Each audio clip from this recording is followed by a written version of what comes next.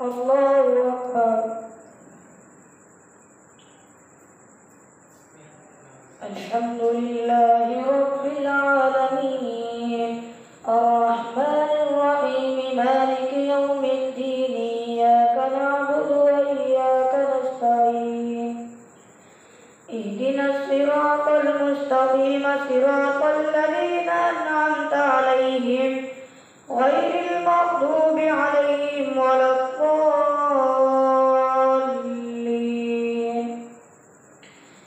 والمحصنات من النساء إلا ما ملكت أيمانكم كتاب الله عليكم وأحل لكم ما وراء ذلكم أن تبتغوا بأموالكم محسنين غير مسافحين فما استمتعتم به منهن فآتوهن أجورهن فريضة ولا جناح عليكم فيما تراضيتم به من بعد الفريضة إن الله كان عليما حكيما. ومن لم يستطع منكم قولا أن ينكح المحصنات المؤمنات فمما ملكت أيمانكم من فتياتكم المؤمنات والله أعلم بإيمانكم بعضكم من بعض فانكحوهن بإذن أهلهن وآتوهن أجورهن بالمعروف محصنات غير مسافحات ولا متخذات أخدان فإذا أحصن فإن أتين بفاحشة فعليهن نصف ما على المحصنات من العذاب ذلك لمن خشي العنة منكم وأن تصبروا خير لكم والله غفور رحيم. يريد الله ليبين لكم ويهديكم سنن الذين من قبلكم ويتوب عليكم والله عليم حكيم. والله يريد أن يتوب عليكم ويريد الذين يتبعون الشهوات أن تميلوا ميلا عظيما. يريد الله أن يخفف عنكم وخلق الإنسان ضعيفا. يا أيها الذين آمنوا لا تأكلوا أموالكم بينكم بالباطل إلا أن تكون تجارة عن تراض منكم ولا تقتلوا أنفسكم إن الله كان بكم رحيما. ومن يفعل ذلك عدوانا وظلما فسوف نصليه نارا وكان ذلك على الله يسيرا. إن تجتنبوا كبائر ما تنهون عنه نكفر عنكم سيئاتكم وندخلكم مدخلا كريما. ولا تتمنوا ما فضل الله به بعضكم على بعض للرجال نصيب مما اكتسبوا وللنساء نصيب مما اكتسبوا واسألوا الله من فضله إن الله كان بكل شيء عليما. ولكل جعلنا موالي مما ترك الوالدان والأقربون والذين عقدت أيمانكم فآتوهم نصيبهم إن الله كان على كل شيء شهيدا. الرجال قوامون على النساء بما فضل الله بعضهم على بعض وبما أنفقوا من أموالهم فالصالحات قانتات حافظات للغيب بما حفظ الله واللاتي تخافون نشوزهن فعظوهن واهجروهن في المضاجع واضربوهن فإن أطعنكم فلا تبغوا عليهن سبيلا إن الله كان عليا كبيرا. وإن خفتم شقاق بينهما فابعثوا حكما من أهله وحكما من أهلها إن يريدا إصلاحا يوفق الله بينهما إن الله كان عليما خبيرا واعبدوا الله ولا تشركوا به شيئا وبالوالدين والإحسان وإيتاء ذي القربى واعبدوا الله ولا تشركوا به شيئا وبالوالدين إحسانا وبذي القربى واليتامى والمساكين والجار ذي القربى والجار الجنب والصائب بالجنب وابن السبيل وما ملكت أيمانكم إن الله لا يحب من كان مختالا فخورا الذين يبخلون ويأمرون الناس بالبخل ويكتمون ما آتاهم الله من فضله وأعتدنا للكافرين عذابا مهينا والذين ينفقون أموالهم رئاء الناس ولا يؤمنون بالله ولا باليوم الآخر ومن يكن الشيطان له قرينا فساء قرينا وماذا عليهم لو آمنوا بالله واليوم الآخر وأنفقوا مما رزقهم الله وكان الله بهم عليما إن الله لا يظلم مثقال ذرة وإن تك حسنة يضاعفها ويؤت من لدنه أجرا عظيما فكيف إذا جئنا من كل أمة بشهيد وجئنا بك على هؤلاء شهيدا يومئذ يود الذين كفروا وعصوا الرسول لو تسوى بهم الأرض ولا يكتمون الله حديثا يا أيها الذين آمنوا لا تقربوا الصلاة وأنتم سكارى حتى تعلموا ما تقولون ولا جنبا إلا عابري سبيل حتى تغتسلوا وإن كنتم مرضى أو على سفر أو جاء أحد منكم من الغائط أو لامستم النساء فلم تجدوا ماء فتيمموا صعيدا طيبا فامسحوا بوجوهكم وأيديكم إن الله كان عفوا غفورا ألم تر إلى الذين أوتوا نصيبا من الكتاب يشترون الضلالة ويريدون أن تضلوا السبيل والله أعلم بأعدائكم وكفى بالله وليا وكفى بالله نصيرا من الذين هادوا يحرفون الكلم عن مواضعه ويقولون سمعنا وعصينا واسمع غير مسمع وراعنا ليا بألسنتهم وطعنا في الدين ولو أنهم قالوا سمعنا وأطعنا واسمع وانظرنا لكان خيرا لهم وأقوم ولكن لعنهم الله بكفرهم فلا يؤمنون إلا قليلا يا أيها الذين أوتوا الكتاب آمنوا بما نزلنا مصدقا لما معكم من قبل أن نطمس وجوها فنردها على أدبارها أو نلعنهم كما لعنا أصحاب السبت وكان أمر الله مفعولا إن الله لا يغفر أن يشرك به ويغفر ما دون ذلك لمن يشاء ومن يشرك بالله فقد افترى إثما عظيما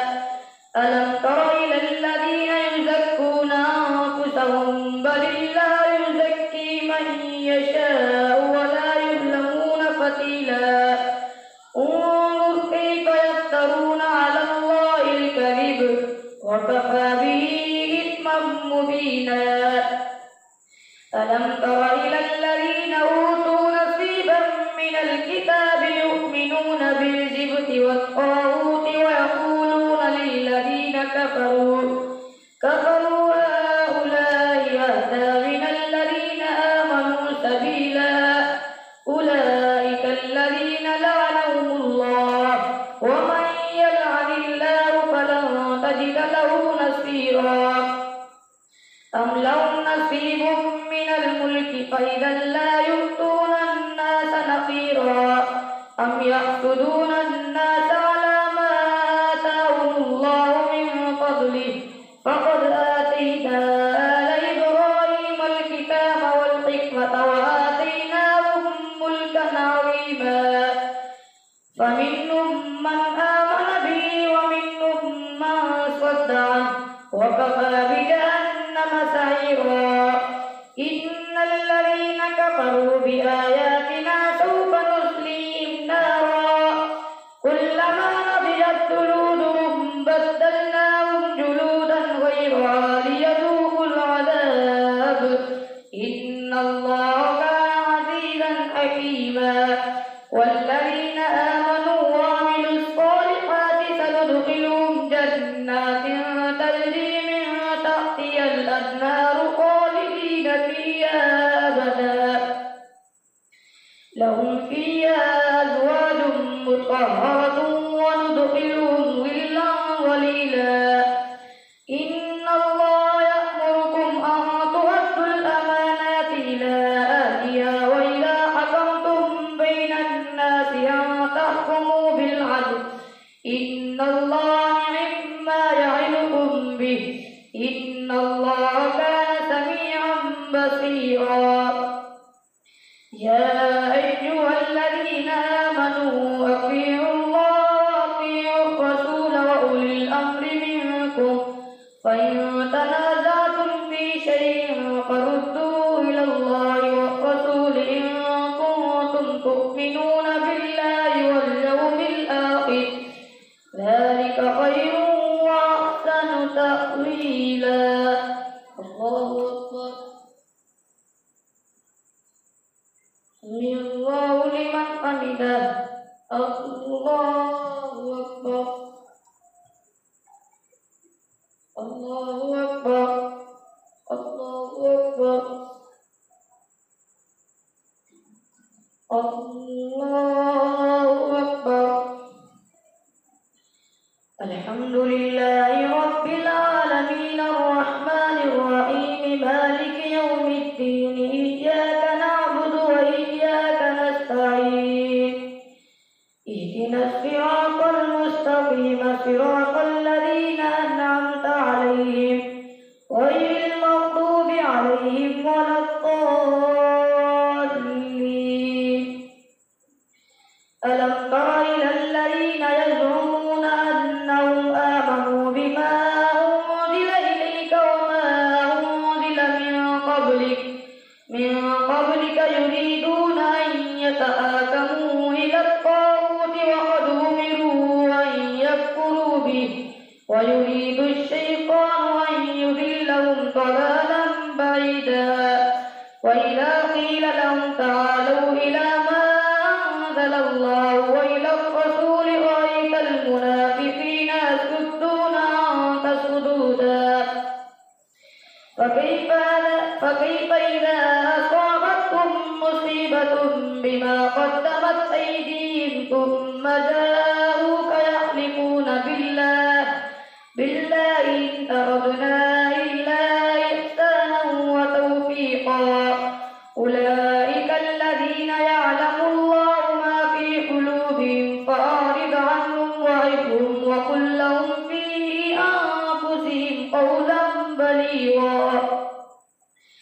وما أرسلنا من رسول إلا ليطاع بإذن الله ولو أنهم إذ ظلموا أنفسهم جاءوك فاستغفروا الله واستغفر لهم الرسول لوجدوا الله توابا رحيما فلا وربك لا يؤمنون حتى يحكموك فيما شجر بينهم ثم لا يجدوا فلا وربك لا يؤمنون حتى يحكموك فيما شجر بينهم ثم لا يجدوا وليا ولا نصيرا فلا وربك لا يؤمنون حتى يحكموك فيما شجر بينهم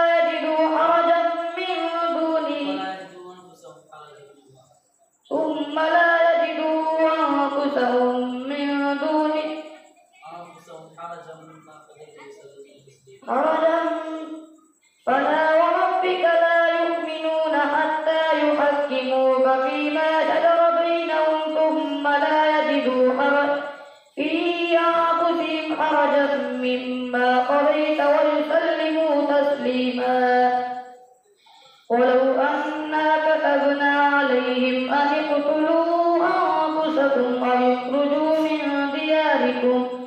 من دياركم ما فعلوا إلا قليل منهم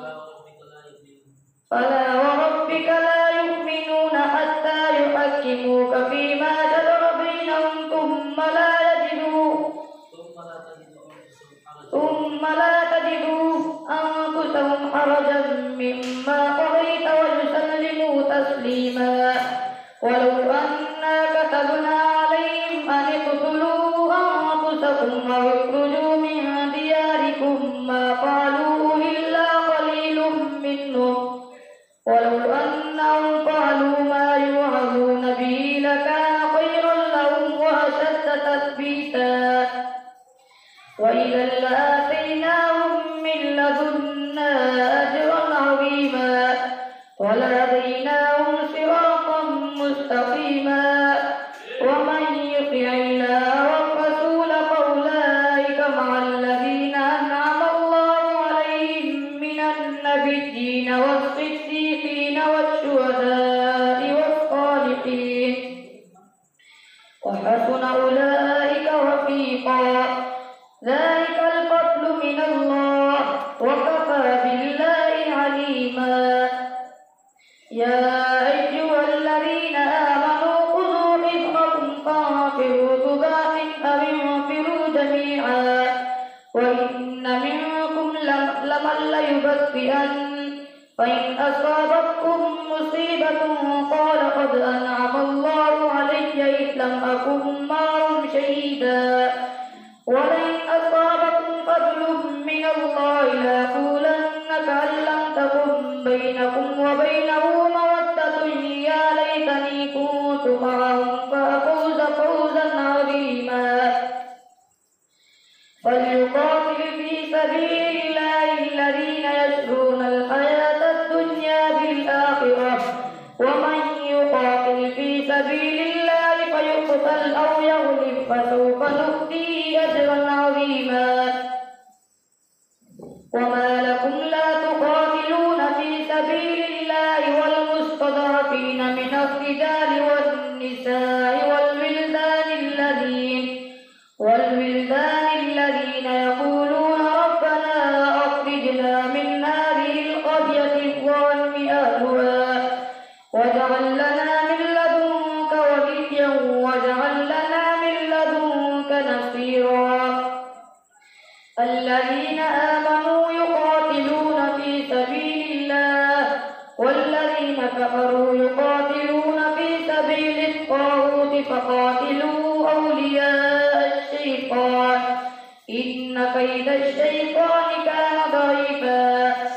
وإذا قيل لهم تعالوا إلى ما أنزل الله ألم تر إلى الذين نافقوا ألم تر إلى الذين قيل لهم كفوا أيديكم وأقيموا الصلاة وآتوا الزكاة فلما كتب عليهم القتال إذا فريق منهم يخشون الناس كخشية الله أو أشد خشية وقالوا ربنا لم كتبت علينا القتال لولا أخرتنا إلى أجل قريب قل متاع الدنيا قليل والآخرة خير لمن اتقى ولا تظلمون فتيلا أينما تكونوا يدرككم الموت ولو كنتم في بروج مشيدة وإن تصبهم حسنة يقولوا هذه من عند الله وإن تصبهم سيئة يقولوا هذه من عندك قل كل من عند الله فما لهؤلاء القوم لا يفقهون حديثا ما أصابك من حسنة فما لهؤلاء القوم لا يكادون يفقهون حديثا ما أصابك من حسنة فمن الله وما أصابك من سيئة فمن نفسك وأرسلناك للناس رسولا وكفى بالله من يطع الرسول فقد أطاع الله ومن تولى فما أرسلناك عليهم حفيظا ويقولون طاعة فإذا برزوا من عندك بيت طائفة منهم غير الذي تقول والله يثبت ما يبيتون فأعرض عنهم وتوكل على الله وكفى بالله وكيلا أفلا يتدبرون القرآن ولو كان من عند غير الله لوجدوا فيه اختلافا كثيرا وإذا جاءهم أمر من الأمن أو الخوف أذاعوا به ولو ردوا إلى الرسول وإلى أولي الأمر منهم لعلمه الذين يستنبطونه منهم ولولا فضل الله عليكم ورحمته لاتبعتم الشيطان إلا قليلا فقاتل في سبيل الله لا تكلف إلا نفسك وحفظ المؤمنين عسى الله أن يكف بأس الذين كفروا والله أشد بأسا وأشد تنكيلا من يشفع شفاعة حسنة يكن له نصيب منها ومن يشفع شفاعة سيئة يكن له كفل منها وكان الله على كل شيء مقيتا وإذا حييتم بتحية فحيوا بأحسن منها أو ردوها إن الله كان على كل شيء حسيبا الله لا إله إلا هو ليجمعنكم إلى يوم القيامة لا ريب فيه ومن أصدق من الله حديثا